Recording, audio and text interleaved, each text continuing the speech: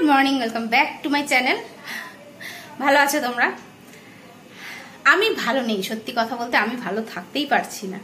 কেননা আমি প্রত্যেক দিন এমন কিছু জিনিস দেখছি, এমন কিছু কিছু সম্মুখীন হচ্ছি যে সত্যি বলতে আমার একদম।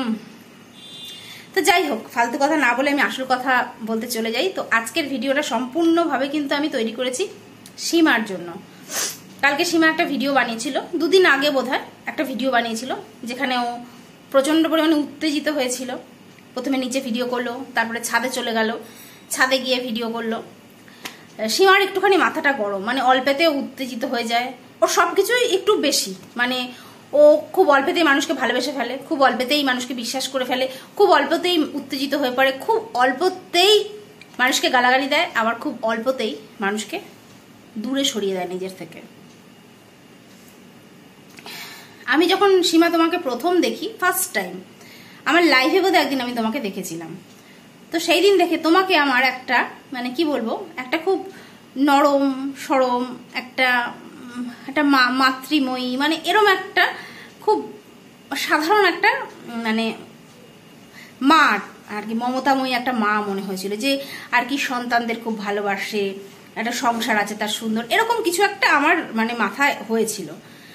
তারপরে যাই হোক, তারপরে একটা আমাদের দল হলো, আমরা বিভক্ত হয়ে গেলাম দুটো দলে। বিভক্ত হওয়ার পরে তারপরে হঠাৎ করে আমি দেখলাম তুমি আমাকে নিয়ে কিছু নেগেটিভ ভিডিও বানালে আমাদের তরফ থেকে। তো সত্যি কথা বলছি, আমার কিন্তু তোমার সেই চেঞ্জটা ভীষণ ভালো লেগেছিল। আমার খুব একটু অসুবিধা হচ্ছিল যে ওই মেয়েটাকে, যে মেয়েটাকে আমি খুব একটা কি বলবো, একটা সফট একটা কি বলবো, একটা আলুর পুতুলের মতন আর কি। তো সেই মেয়েটার একটা অদ্ভুত একটা পরিবর্তন, খুব আগোছালো ছিলে আগে, তুমি একটা আগোছালো ভাবে একটা ভিডিও করতে। তারপরে দেখলাম তুমি বেশ গুছিয়ে এলে, একটা শাড়ি পরলে, চুলটা ছেড়ে দিলে, আর তোমার গ্ল্যামারটাও খুব বেড়ে গেছিল। আর তুমি খুব ফরওয়ার্ডলি, খুব সে যাকেই বলে, আমাকেও বলেছো ফরওয়ার্ডলি বলছিলে, কিন্তু আমার বিশ্বাস করো তোমার এই পরিবর্তনটা খুব ভালো লেগেছিল। জানি না পরিবর্তনটা তুমি নিজে এনেছিলে বা নাকি কেউ তোমার মধ্যে এনেছিল, আমি জানি না, কিন্তু আমার ভালো লেগেছিল। দেখো, আমার মধ্যে, আমি যদি অঙ্ক করতে না পারি, আমাকে কিন্তু কেউ হাজার শিখিয়েও অঙ্ক করাতে পারবে না, কিন্তু হয়তো আমার মধ্যে অঙ্ক করার ট্যালেন্ট আছে। আমি ভালো টিচারের হাতে যদি পড়ি, তাহলে হয়তো আমার থেকে সেটা বেরোবে।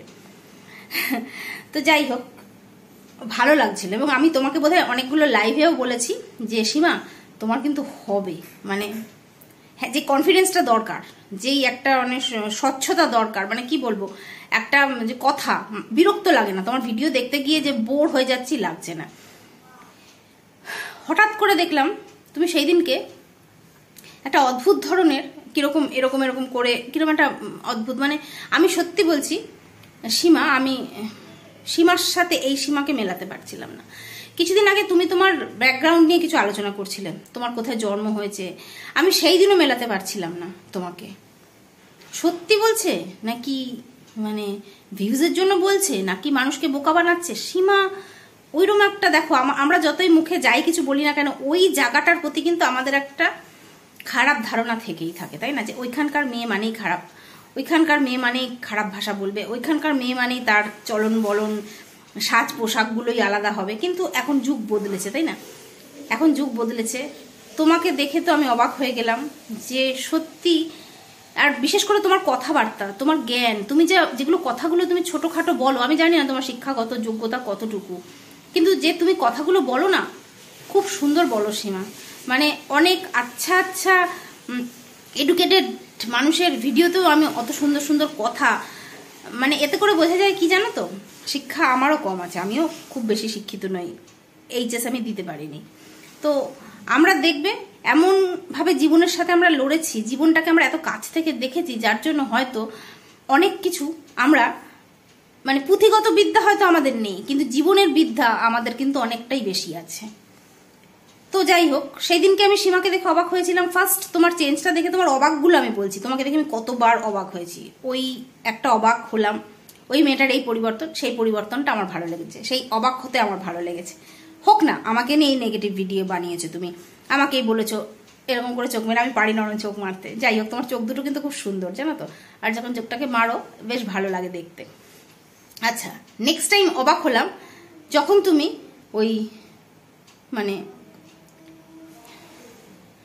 আমি সত্যি এই সীমাকে মেলাতে পারছিলাম না, কারণ যেই সীমা ওইরকম একটা জায়গায় জন্ম নিয়ে ওখানে মানে বড় হয়ে তারপরে এত সুন্দর কথা বলতে পারে, এত সুন্দর একটা সংসার, এত সুন্দর স্বামী নিয়ে 27 বছর ঘর করছে, ছেলে মেয়েকে সুন্দর মানুষ করেছে, পড়ালেখা শিখিয়ে বড় করেছে, সেই সীমা মানে তোমার থেকে সত্যি সীমা অনেক কিছু শিখছিলাম। অনেক ছোট হয়তো তুমি আমার থেকে ঠিকই, কিন্তু অনেক রেসপেক্ট, অনেক সম্মান করছিলাম তোমাকে। কিন্তু সেদিন তোমার ভিডিওটা দেখে আমার সেই সীমাটাকে একদম ভালো লাগেনি।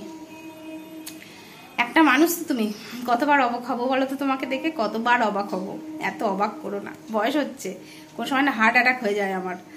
তো সর্বোপরি একটা কথাই বলি যে তুমি যে জায়গাটায় জন্ম নিয়েছো সেই জায়গাটা তোমার কাছে স্বর্গ, কারণ আমাদের জীবনে একটা জীবন পাওয়ার থেকে বড় কিছু হয় না, সেই হোক না সেই জায়গাটা যেখানেই হোক।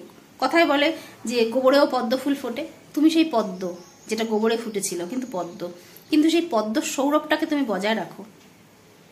আমি জানি তুমি পরের কথায় প্রচন্ড পরিমাণে প্রভাবিত হও, তোমাকে যে কেউ একটু ভালোবেসে দুটো কথা বললে তুমি তার দ্বারা প্রভাবিত হও, কিন্তু সেই জায়গাটাকে চেনো, কোন জায়গায় প্রভাবিত হওয়া ভালো।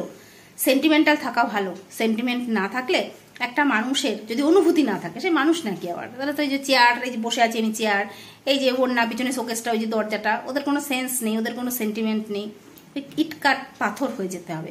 কিন্তু সেন্টিমেন্টটা জায়গা মতন কাজে লাগাও। আর একটা কথা বলি, যে তুমি বলছো না তোমার মেয়েকে বলেছে, ছেড়ে দাও, যে বলেছে ওই যে ওপরওয়ালা আছে সে ঠিক লিখে রাখছে যা লেখার। আর একটা কথা বলি, এই সীমার সাথে কিন্তু কেয়ার তুলনা চলে না। কেয়া সীমা। কেয়া হয়তো সেই জায়গাটাকে সবাই আমরা পারি না সামলে রাখতে, সবাই আমরা পারি না নেচারটাকে, নিজেদের চরিত্র ঠিক রাখতে, নিজেদের সম্মানটাকে বজায় রাখতে, সবাই পারে না। যারা পারে, যেমন তুমি পেরেছো, ওই জায়গাতে তুমি জন্ম নিয়েও যেখানে আছো সেখানে তুমি ভালোভাবে একটা সুন্দর সংসার করতে পেরেছো, স্বামী পেয়েছো, এত সুন্দর পরিবেশ পেয়েছো, সুন্দর মানে দুটো ছেলে মেয়ে পেয়েছো, কেন তুমি পাত্তা দিচ্ছ? কেন তুমি তাদের জন্য একটা কথা মনে করবে, তাতে কিন্তু তাদের কিছু এসে যাচ্ছে না, তুমি গালাগালি দিচ্ছ বলে তারা কিন্তু জিতে যাচ্ছে, তাদের জায়গায় তোমাকে নামিয়ে নিয়ে যেতে পেরেছে তারা, তুমি কিন্তু পারোনি তোমার জায়গায় তাদেরকে তুলে আনতে, জিতে গেল তারা, তাই না? তো সুতরাং কখনো কখনো নিজের মানুষদের ভালো কথাগুলো বুঝতে হয়, কারণ কথাতে আছে জানো তো, যে যারা তোমার শত্রু তারা কিন্তু তোমার খারাপ জিনিসটাকেই বাহবা দেবে, তোমাকে কোনোদিনও সত্যিটা দেখিয়ে দেবে না। কিন্তু যে তোমার সত্যি বন্ধু, যে তোমার সত্যি ভালোবাসে, সে তোমার মুখের উপরে তোমার খারাপটা বলার সাহস রাখে। আমাকে গুরুমা মনে করতে হবে না, গুরুও মনে করতে হবে না, একটু দিদি মনে করো, মনে করে একটু নিজের ভাষাটাকে সংযত করো। কারোর সন্তানকে গালাগালি দিও না, কাউকেই গালাগালি দিও না, পারলে সন্তানকে তো নয়। তারপরে যদি তোমাকে কেউ গালাগালি দেয় তখন তুমি বলো যে আমাকে অডিয়েন্সের থেকে, ক্রিয়েটারদের থেকে জানতে চাও যে আমাকে গালাগালি দিচ্ছে, বাবার মেয়েকে গালাগালি দিচ্ছে, আমার ছেলেকে গালাগালি দিচ্ছে, আমি কি করব? দেখো না তোমার পাশে দাঁড়ায় নাকি সবাই, সবকিছু নিজের হাতে কেন তুলে নিতে যাচ্ছ? দেখো না, একবার বিশ্বাস করেই দেখো না। লাভ ইউ সীমা, ভালো থেকো, ভুল বুঝো না, তোমার ভালোই চাইছি, কারণ এই সীমাটাকে অনেক বেশি ভালোবাসি।